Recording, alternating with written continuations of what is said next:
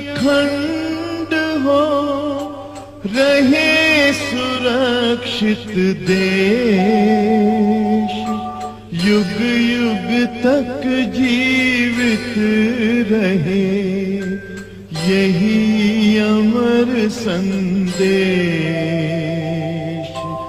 यही अमर संदेश। माता निर्माता भवति, मां निर्माण करती है। इसलिए जन्म देने से केवल बालक को कोई मां मां नहीं कहलाती, जन्म तो पशु पक्षी भी देते हैं। जानते हो मां किसे कहते हैं? जो निर्माण कर दे। और इतिहास की घटना आती है आपके राजस्थान की। आपके राजस्थान की घटना आती है। मां किसको कहा? जन्म देने से तो केवल जननी होती है, और जिसका जन्म होता है उसे कहते हैं जातक। इसलिए वहां एक संस्कार ऋषि दयानंद ने क्या लिखा? जात कर्म संस्कार। जननी, जातक, जात कर्म संस्कार। पर मां कब बनती है? जब बच्चे का निर्माण करती है। आपको याद होगा जिस समय राणा सांगा की मृत्यु हुई तो उनकी रानी कर्मवती, जिसकी गोद में छोटा सा बालक बहुत ज्यादा बीमार थी, और लगा कि अब मैं बचूंगी नहीं, और अगर मैं मर गई तो सत्ता दासी पुत्र बनवीर के हाथ में चली जाएगी मेवाड़ की। और सिसोदिया वंश का इकलौता चिराग है ये छोटा सा बालक, जिसका नाम था उदय सिंह। अगर मैं मर गई तो बनवीर सत्ता के लालच में उदय को मार डालेगा और सिसोदिया वंश यही खत्म हो जाएगा, बचेगा नहीं।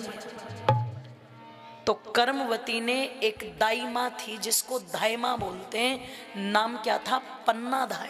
उसको बुलवाया, और बुलवा करके जानते हो क्या बोली? कि पन्ना, जन्म तो इस बालक को मैंने दिया है, पर आज इस बच्चे की जिम्मेदारी तुझ पर सौंप करके जा रही हूं। और देख सुन, जन्म देने से केवल जननी होती है, पर जो अपनी गोद में अपने सीने से लगा करके बच्चे को उत्तम विचार और संस्कार दे दे, वास्तविक मां वही होती है। इसलिए मैंने केवल इसे जन्म दिया है, पर मां का ओहदा तुझे दे करके जा रही हूं। और मैं नहीं जानती तू मां का कितना कर्तव्य निभाएगी, पर हां ये कह दूं कि मां माई होती है बस। उदय सिंह को पन्ना धाय की गोद में रख दिया, और कहते हैं रानी कर्मवती संसार से विदा हो गई। सत्ता दासी पुत्र बनवीर के हाथ में चली गई, और बनवीर योजना बनाने लगा, उदय सिंह को मार दूं तो सारी धन संपत्ति मेरी, बाप बड़ा ना भैया, सबसे बड़ा रुपया। पन्ना धाय को पता लगा, और जब पता चला तो कहते हैं फूलों की टोकरी में उदय सिंह को पुराने मैले कुचैले कपड़े पहना करके किरत नाम के एक सैनिक के हाथ महल से बाहर निकलवा दिया, योजना बना करके। और बनवीर आएगा तो पूछेगा जरूर कि कहाँ है उदय सिंह। तो जानते हो क्या किया? इतना ही बड़ा उस पन्ना धाय का अपना बेटा था लोगों, और उस अपने बेटे को उदय सिंह के कपड़े पहना करके उस पलंग पर लिटा दिया, शाही पलंग पर, जिस पर उदय सिंह लेटता था। और कहते हैं जब चमचमाती तलवार हाथ में लेकर के बनवीर आया और आकर के पूछा, पन्ना बता कहां है उदय सिंह? तो उंगली का इशारा किसकी तरफ कर दिया जी? अपने बेटे की तरफ। आज मैंने ये तो सुना था कि तांत्रिकों के चक्कर में आकर के अपना बच्चा पाने के लिए किसी महिला ने दूसरों के बच्चे मरवा दिए, पर हम उस संस्कृति से संबंध रखते हैं जहां पन्ना ने दूसरे के बच्चे को बचाने के लिए अपने बेटे की तरफ इशारा कर दिया, वो रहा।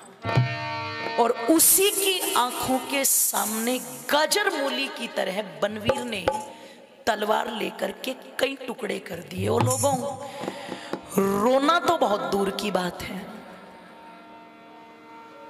एक मुंह से चीख तक नहीं निकाली कि शक ना हो जाए, चुपचाप बैठी रही। और जब बनवीर चला गया वो तलवार चला करके, तो धीरे कदमों से उठी और पलंग पर जा करके क्या देखती है, जिसको 9 महीने तक गर्भ में रखा, मृत्यु के मुंह में जाकर के जन्म दिया, वो बच्चा है तो सही पर हाथ कंधे से अलग, पैर धड़ से अलग, गर्दन अलग, टुकड़े टुकड़े गाजर मूली की तरह बच्चे के पड़े हुए हैं। टुकड़ों को हाथ लगाया तो कलेजा हाथों में आ गया। और क्या स्थिति बनी होगी उस समय कि टुकड़े टुकड़े कर चंदन के चला गया बनवीर,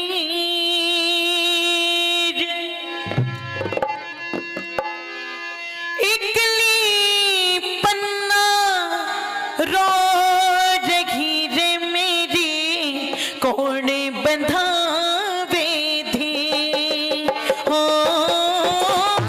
इकली पन्ना रो रही रे मेरी, कौन बंधावे धी हो,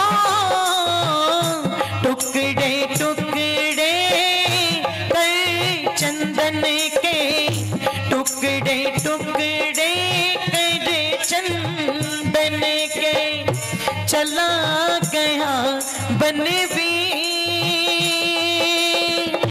इकली पन्ना रो रही रे मेरी, कौन बंधावे धी ओ, इकली पन्ना रो रही रे मेरी, कौन बंधावे धी।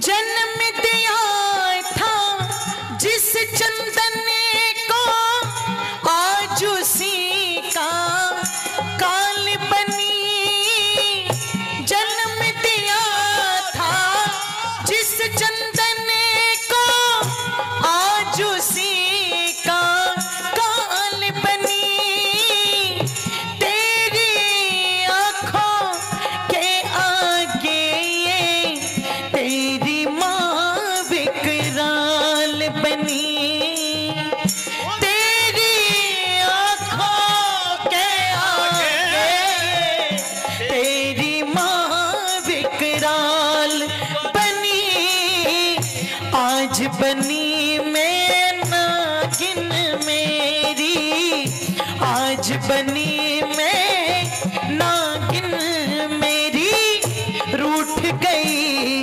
तकदीर, इकली पन्ना रो रही रे मेरी, कौन बंधावे धी ओ, इकली पन्ना रो रही रे मेरी, कौन बंधावे धी हो, टुकड़े टुकड़े तेरे चंदन के, टुकड़े टुकड़े कर चंदन के, चला गया बनवीर, इकली पन्ना रो रही रे मेरी, कौन बंधावे धी ओ, इकली पन्ना रो मेरी कौन बंधावे धीर, इकली पन्ना रोवे रे मेरी, कौन बंधावे धीर। थोड़ी देर तक तो आंखों से आंसू बहे, पर थोड़ी देर के बाद आंसुओं को पोंछ करके विचार किया, रानी कर्मवती को वचन दिया था ना, और वो रानी मुझे इसकी माँ बना करके गई थी, मैंने तो अपना कर्तव्य निभाया है। एक बेटे को बचा लिया, एक बेटे को खपा लिया। क्यों? माताएं तो बच्चों को पैदा ही करती है देश राष्ट्र के लिए। बस यही तो अंतर है ना। बड़ा होता तो अपनी इच्छा से राष्ट्र की रक्षा करता, छोटा था तो मैंने राष्ट्र की रक्षा में लगा दिया, तुरंत मजबूत बन गई। और कहते हैं जब मजबूत बनी तो कवि ने भी अपने शब्दों को बदल दिया। क्या लिखते हैं आगे?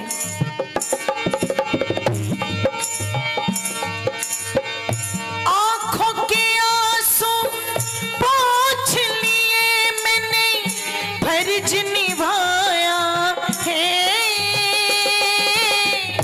आंखों के आंसू पोंछ लिए मैंने, फर्ज निभाया है। देश धर्म के लिए रे लाल मैंने तुझे खपाया है। देश धर्म के लिए रे लाल मैंने तुझे खपाया है। हाँ, कुल दीपक को बचाया है मैंने, कुल दीपक को बचाया है।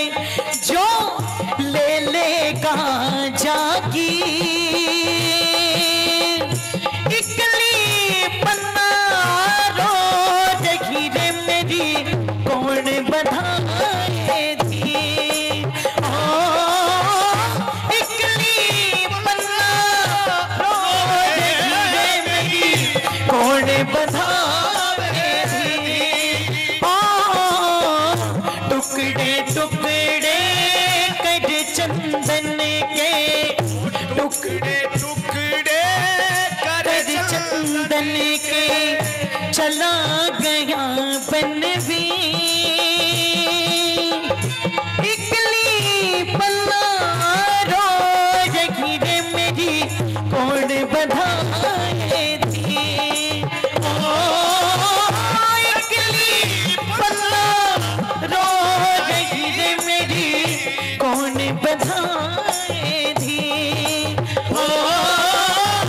इकली पन्ना रो रही मेरी, कौन बधाए थी। हाय रे मेरी, कौन बधाए थी। मेरी कौन बधाए